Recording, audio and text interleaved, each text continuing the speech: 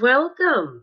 I'm Sheila Balgobin, and I am the Dream Decipherer, and I help you to crack the code of your sleep and dreams so you can sleep sound and dream deep. This evening, I thought I'd, excuse me, take a look at one of the major causes of poor sleep, one of the most common causes, and that is waking up during the night. Now, if you're waking up during the night, it's not such an unusual thing, and it may not actually be a problem, but we'll get to that. Now, normally, when we fall asleep, we go through about move through different stages of sleep, which takes about 90 minutes in the cycle for a normal adult. Now, during this process, we are going into deeper levels of sleep and then coming back into lighter phases of sleep. And that pattern accelerates as we get closer to waking hours in the morning. Typically, most of us don't even realize that we've woken up somewhat during the course of the night. But there are times when we do notice it more, and there are times where we wake up completely and find ourselves unable to actually fall back asleep. Now, why is that? Well, I mean, some of the more obvious reasons: your baby's crying, you've got to run to the toilet, you're too hot or too cold. Medical reasons as well that are causing the wakefulness. It could be medication, it could be a problem like sleep apnea where your breathing stops during the night briefly. It could be different things. And that would be, if you suspect that it might be a problem, it would be a good idea to go to your GP and let them know. But just because you're waking up at night doesn't mean necessarily that you're suffering with insomnia. There are other things that you need to consider, like diet, lifestyle, heredity, how frequently these periods of wakefulness are occurring, and for how long. Has it been going on for a long period of time or not? Or is it something that's of short duration or recent date? Now, if you're not sure either way, then the best thing would be to have a phone consultation or email consultation or what have you, phone consultation, I guess, with your GP to find out if there are underlying causes to your wakefulness. However, if there aren't any medical issues that seem to be in play here, then it makes sense to go back to the person themselves and look at their life in a more holistic way. You know, do they have young children at home? Is there particular stresses at work? Does their partner snore? There are a number of things that can come into play, and can impact our sleep. So it would be make sense to actually look at the person's life in the context of what's going on to see what possible causes may be bringing on the wakefulness. There are small things, simple things in terms of lifestyle that may contribute to your wakefulness. For example, having caffeinated drinks of any kind, whether it be coffee, tea. Yes, tea does have some caffeine in it and tannin. Uh, Hot chocolate, Red Bull, all the energy drinks, different things.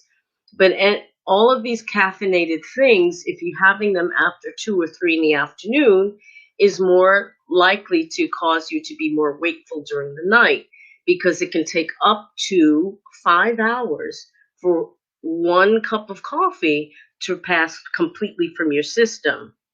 So if you're constantly taking it, that's that much more time it takes for your body to metabolize the caffeine. Now, another thing that people do to help them to relax and go to sleep is to have a drink, to have some alcohol. And while it may take the edge off, it may make you feel relaxed and even sleepy, it can, having that alcohol, especially at night in going to sleep, can lead to spikes in your blood sugar and raise cortisol, which are stress hormones, so that you're actually creating a potential situation where you are actually gaining weight because of that, because the sugar regulation gets out of whack. Exercise. People talk about going to the gym and whatnot, perhaps in the evenings after work, and that may or may not be contributing. While exercise during the day is fine, and it can help create the tiredness that will help you to fall asleep.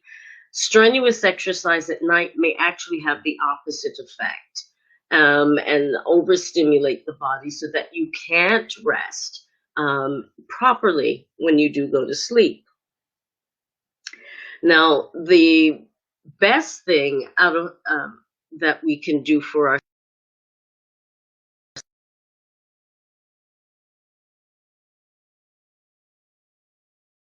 ourselves now, because one of the major things, worrying about work, worrying about this virus, worrying about whatever it is going to, again, raise the cortisol levels, which are stress hormones, and have your mind going like a squirrel in a cage. And of course, you will stay awake.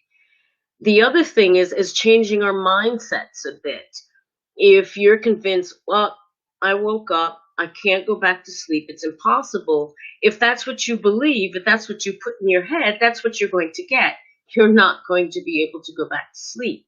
And the best thing to do at that point may actually be just to get up briefly and do something else. Um, Usually, that can be just enough to kind of trigger the impulse to go back to sleep. Doesn't work for everybody, but that's something that can be tried. But the most important thing, again, is to not stress over it. If you've got it in that mindset, oh, it's 2 o'clock and that's it, my lot for the night, I'm not going to go back to sleep, then you spend the rest of your night clock watching. And of course, you won't sleep until your body forces you to, and then you're late for work or school. So if it's not necessarily something to panic about, but you need to perhaps look at your sleep to determine what may be contributing to your poor sleep.